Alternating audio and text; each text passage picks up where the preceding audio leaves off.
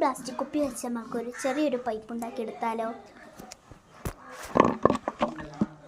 ഈ ഒരു പ്ലാസ്റ്റിക് കുപ്പിക്ക് നമുക്കൊരു ചെറിയ ഓട്ട കുത്തി കൊടുക്കാം കേട്ടോ.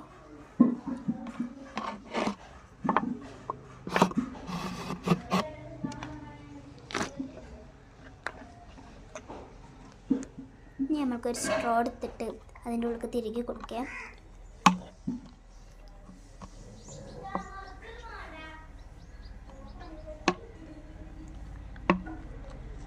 ഇതുപോലെയാണ് കേട്ടോ തിരികെ കൊടുക്കേണ്ടത്. നമുക്ക് ഇത്തിരി വെള്ളം ഒഴിച്ചെടുക്കാം കേട്ടോ.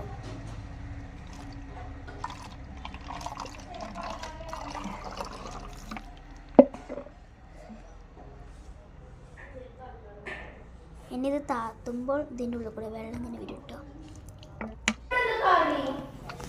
ഇത് നന്നായി പോലെ കഴുകൊക്കെ വൃത്തിയായി കേട്ടോ.